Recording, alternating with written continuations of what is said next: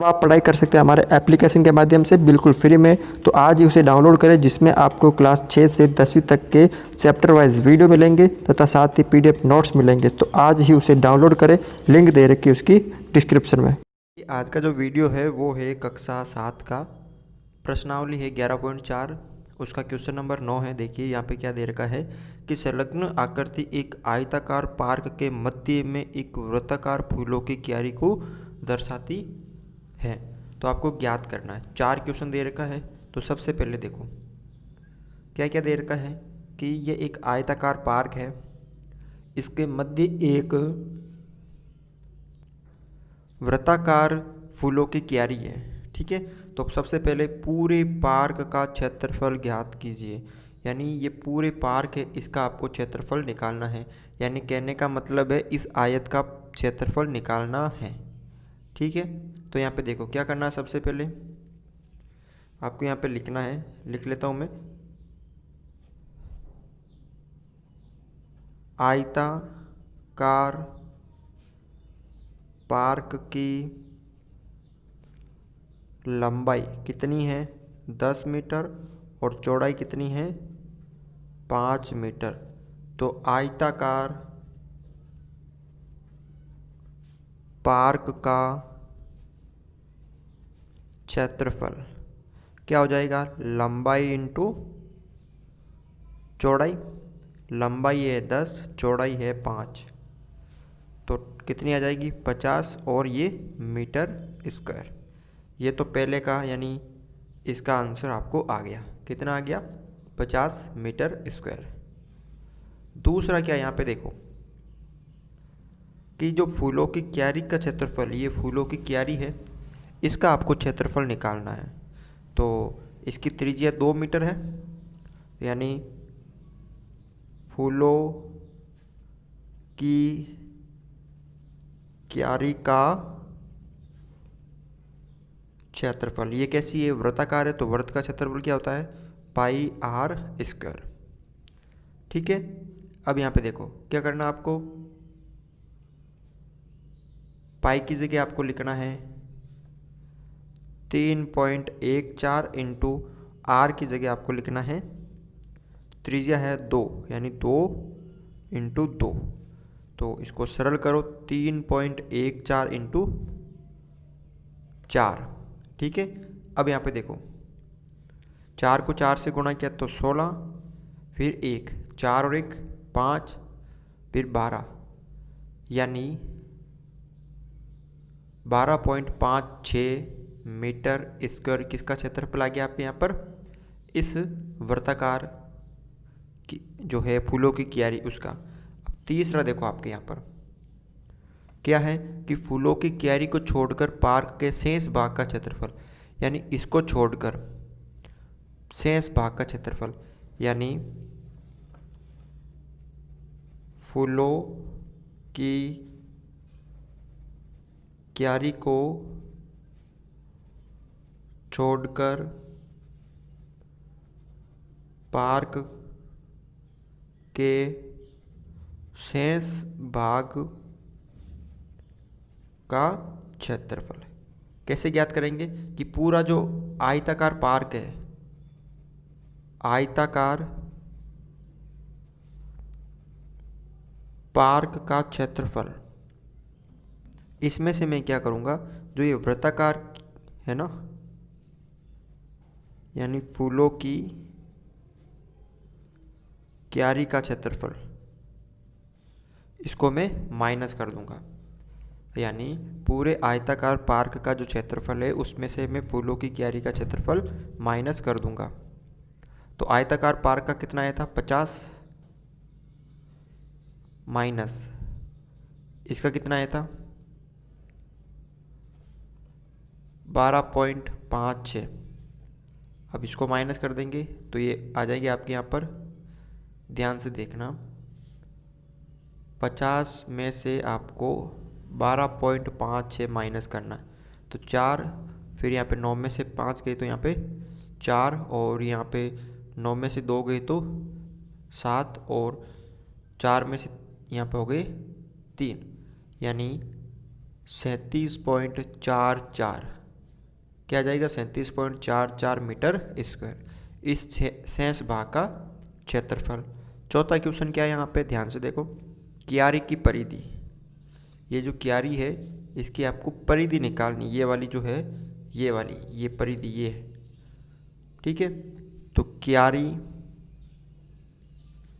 की परिधि, परिधि का क्या सूत्र होता है, 2 पाई आर, 2 की जगह 2, पाई की जगह 3.14 इंटू आर है 2, ठीक है।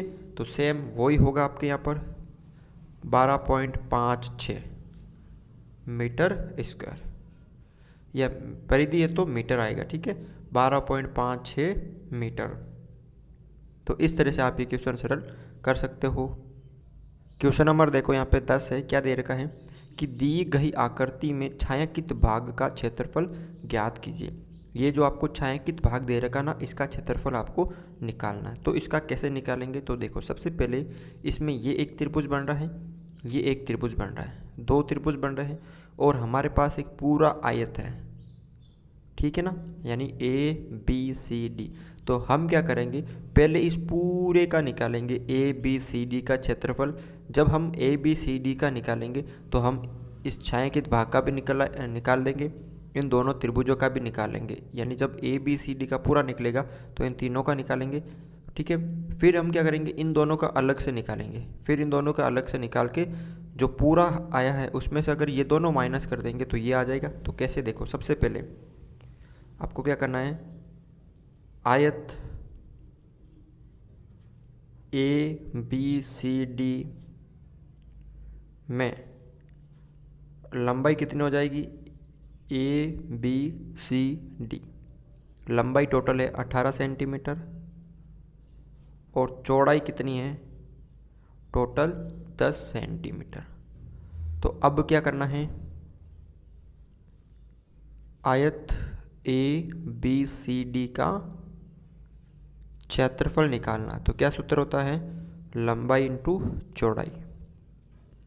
लंबाई कितनी है 18, चौड़ाई कितनी है 10, इसको सरल कर दो तो 180 सेंटीमीटर स्क्वायर, ठीक है। ये इस पूरे आयत का आ गया। जब आयत का हमें प्राप्त हुआ तो इन दोनों का भी आ गया और इसका भी आ गया। अब हम क्या करें, इन दोनों का अलग से निकालेंगे। तो आपको क्या करना है, त्रिभुज AEF का क्षेत्रफल क्या सूत्र होता है, 1/2 इंटू आधार इंटू ऊंचाई। 1/2 आधार कितना है इसका, ये रहा 10, इंटू ऊंचाई कितनी होगी इसकी 6, यहाँ से यहाँ तक कितनी 6 ना, फिर 2 से काट दो इसको 5 बार, फिर 5 को 6 से गुणा किया तो 30, और ये सेंटीमीटर स्क्वायर। अब यहाँ पे देखो, इसी तरह आपको किसका निकालना है, त्रिभुज CBE का, त्रिभुज CBE का क्षेत्रफल 1/2 इंटू आधार इंटू ऊंचाई। 1/2 की जगह 1/2 इंटू आधार कितना इसका ये ले लो 8, इंटू ऊंचाई ये हो गई 10, काट दो इसको 4 बार, और फिर 4 को 10 से गुणा किया तो 40 सेंटीमीटर स्क्वायर। यानी इसका भी हमने निकाल लिया, इसका भी निकाल लिया, और पूरे का निकाल लिया। तो अब आपको क्या करना है, छायांकित भाग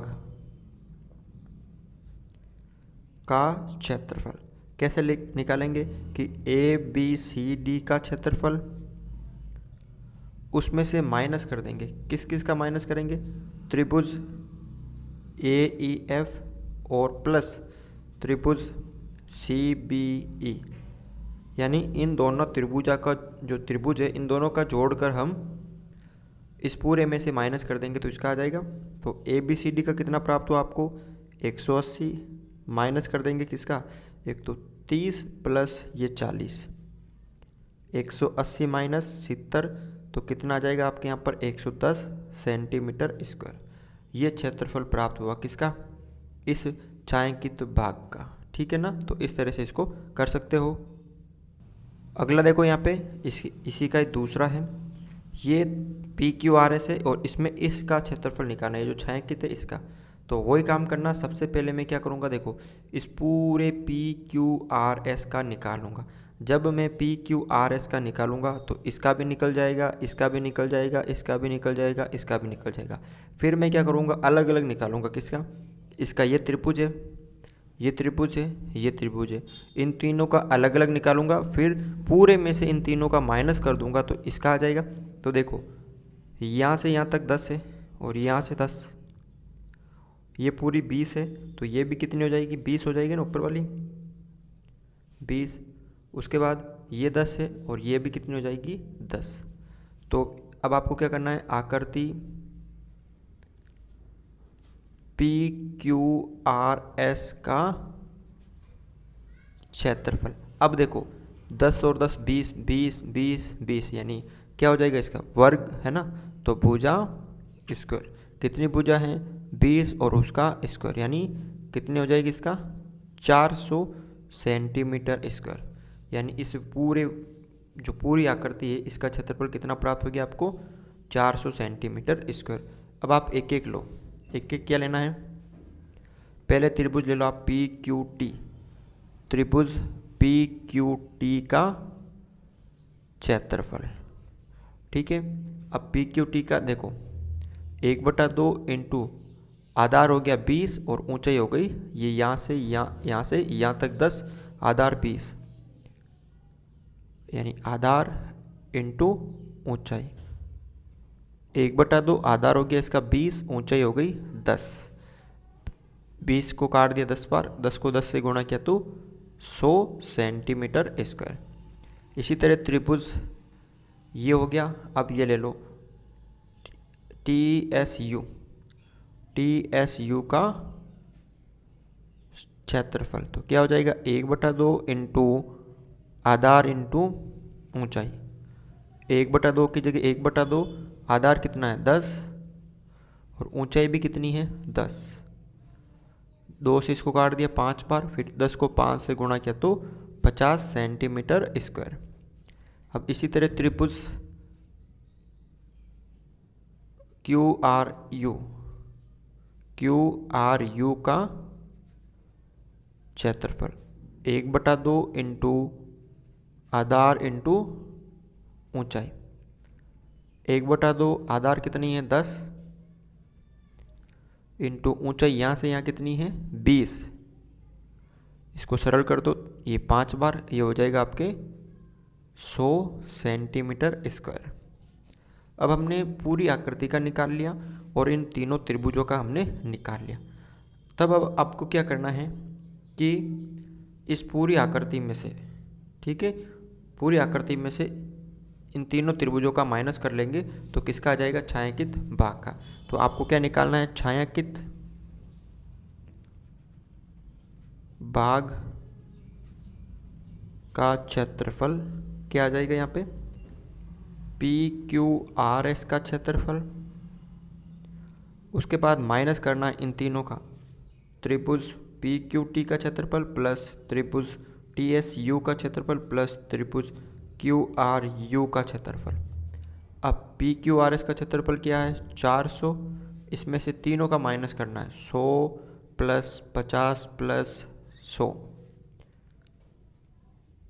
400 माइनस कितने हो गए 250। अब 400 में से 250 माइनस हो गए तो 150 क्या आ गया सेंटीमीटर स्क्वायर। ये इस छायांकित भाग का क्षेत्रफल आ गया।